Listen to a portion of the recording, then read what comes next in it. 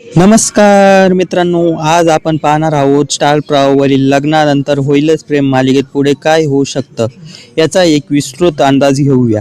काही दिवसांपूर्वी नंदिनी हिने बेडेकर सरांना फोन करून जीवाची मेहनत आणि समर्पण सांगितले आणि त्याला योग्य संधी मिळावी यासाठी आग्रह केला.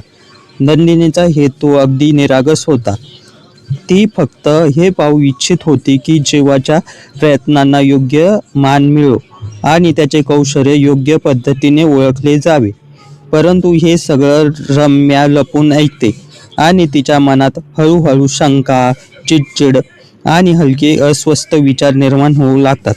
तिच्या मनात हा विचार येतो की जर जीवाच्या मेहनतीला सन्मान मिळाला तर मला थोडा त्रास होईल, कारण मी काही योगदान केलेलं नाही. या छोट्या भावना पुढील सगळ्या घटना घडवून आणू शकतात.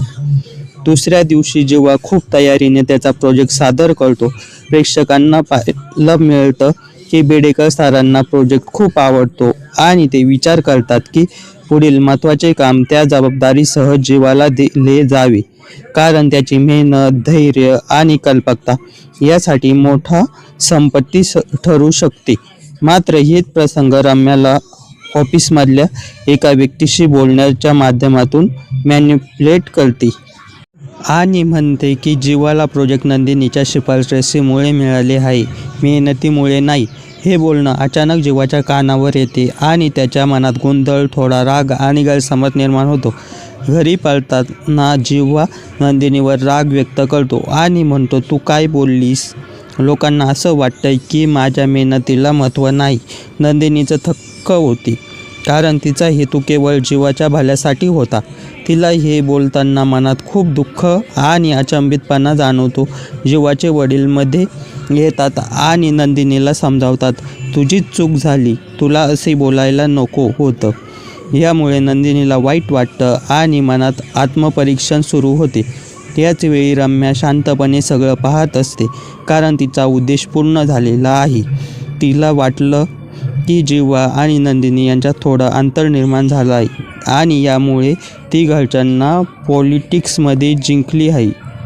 यानंतर प्रश्न उभा राहतो की जीवा कधी समजेल की नंदिनीने फक्त त्याच्यासाठीच बोललेलं होतं आणि रम्याने गोष्टी थोड्या चुकीच्या अर्थाने ऑफिसमधल्या व्यक्तीकडे सांगितल्या होत्या. पुढे जीवा नंदिनीला माफ करेल की नाही हे पाहणं खूप महत्त्वाचं ठरणार आहे.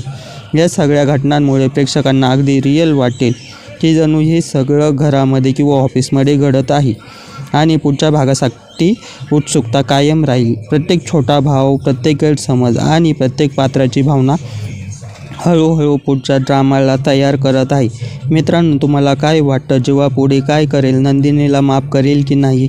आणि रम्याच्या पुढचा खेळ कोणत्या दिशेने जाईल? कमेंटमध्ये नक्की सांगा. आणि जर व्हिडिओ आवडला असेल तर लाईक, सबस्क्राईब आणि नोटिफिकेशन बटन दाबा, जेणेकरून पुढच्या प्रेडिक्शन तुम्हाला लगेच मिळते. पुढच्या भागात होणाऱ्या सस्पेन्स आणि अनएक्सपेक्टेड ट्विस्ट नक्कीच तुम्हाला थक्क करतील.